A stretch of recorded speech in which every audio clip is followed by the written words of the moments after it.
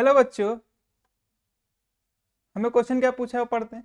The solubility of salt of weak acid, हमें ए का एक वीक एसिड दिया, सॉल्ट ऑफ वीक एसिड दिया जिसकी एट pH 3, मतलब एक सोल्यूशन जिसका pH है 3, उसमें हमने वीक एसिड सॉल्ट डिजोल्व किया है और हमें उसकी सॉल्युबिलिटी दी, हमें एस वैल्यू दिया हुआ है। हमें बताना है कि y क्या है, ये y क्या वैल्यू होगी। ठीक है, गिवन क्या दिया है हमें, सॉल्यूटरी प्रोडक्ट KSP वैल्यू भी दी हुई है और Ka वैल्यू भी दी हुई है। ठीक है, हम स्टार्ट करते हैं अपने सोल्यूशन के साथ।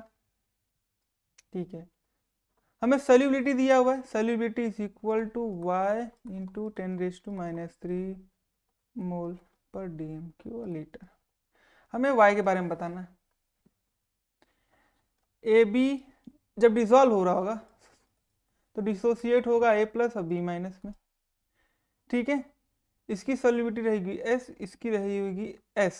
ठीक है, तो KSP हो जाए के, और इसके बाद B- क्या हो रहा है, B- अगेन रिएक्ट कर रहा है H+ के साथ। H+ की कॉन्सेंट्रेशन कितनी होगी, pH कितना है, pH है 3, तो H+ की कॉन्सेंट्रेशन कितनी होगी 10⁻³ क्या करेंगे हम, एंटी लॉग लेंगे, 3 का लेंगे तो 10⁻³, तो इसकी कॉन्सेंट्रेशन दी है 10⁻³, तो ये फॉर्म हो रहा होगा HB। ठीक है, ये रिवर्सिबल रिएक्शन है, सारे रिवर्सिबल रिएक्शन है। इसमें से कुछ पार्ट तो रिएक्ट कर जा रहा है, S- पार्ट यहाँ पे रिएक्ट कर रहा है, इसका मतलब इसमें से X- कॉन्सेंट्रेशन इसकी है, इसमें से X पार्ट रिएक्ट कर रहा है, क्यों माइनस किया है, क्योंकि इसमें से कुछ पार्ट तो H+ के साथ रिएक्ट कर दे रहा है। तो इसका मतलब इसमें ये इसका कॉन्सेंट्रेशन कितना है, इसका कॉन्सेंट्रेशन है H- इसके कितना है H- इस 10⁻³ के साथ रिएक्ट करके हमें क्या दे रहा है HB, इसकी कॉन्सेंट्रेशन मान लेते हैं X। ठीक है, तो KSP क्या है, फर्दर KSP क्या हो जाएगी इसके लिए S- अच्छा के क्या हो जाएगा, के क्या होता है, के होता है actually dissociation equilibrium constant for the dissociation of HB, लेकिन ये रिवर्सिबल रिएक्शन दिया है। ठीक है, रिवर्सिबल रिएक्शन दिया है तो मैं फिलहाल HB ऐसे प्रोडक्ट लिख लेता हूँ B- H+।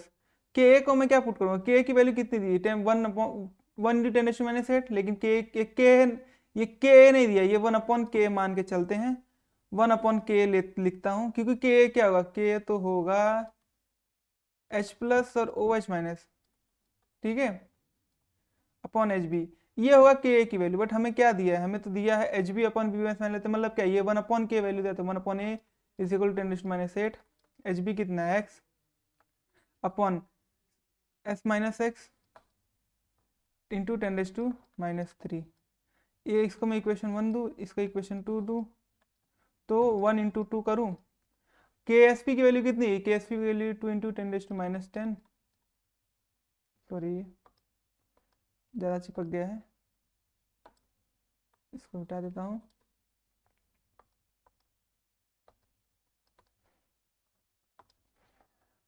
टू इंटू 10⁻10 दिया है KSP की value, multiply with upon, sorry 10⁻8, क्योंकि मल्टीप्लीकेशन हो रहा है, मल्टीप्लीकेशन होगा तो ये S-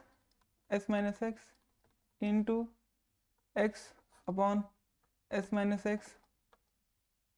इंटू अपॉन 10⁻³ S- से S- कैंसिल, 10⁻², 8 से 10⁻² बचेगा, ये 10⁻³ यहाँ पे जाएगा तो S इंटू एक्स कितना हो जाएगा 2 × 10⁻⁵। ठीक है, ये हमें मिल गया S⁻⁻x, हमें क्या निकालना है, हमें S की वैल्यू निकालनी ना।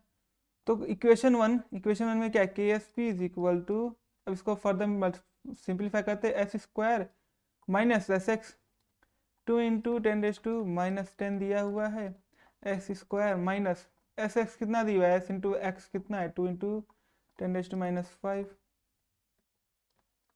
ये माइनस है -5, तो S² कितना आएगा 2 × 10⁻⁵ प्लस 2 × 10⁻10। ये तो बहुत ही ज़्यादा छोटी क्वांटिटी, जब इसके साथ प्लस में होगा तो अप्रोक्सीमेटली हमको कितना होगा 2 × 10⁻⁻5 ही मिलने वाला है। तो S क्या हो जाएगा √2 × 10⁻⁵।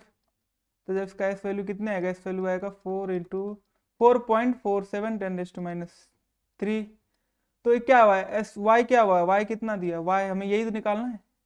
अगर मैं इसको A और ये क्या है बी, ए और बी को कंपेयर करूँ, ए एंड बी को कंपेयर करूँ, कंपेयर करूंगा तो y क्या आएगा, y आएगा 4.47, मतलब y की वैल्यू क्या है, y की वैल्यू हो जाएगी 4.47,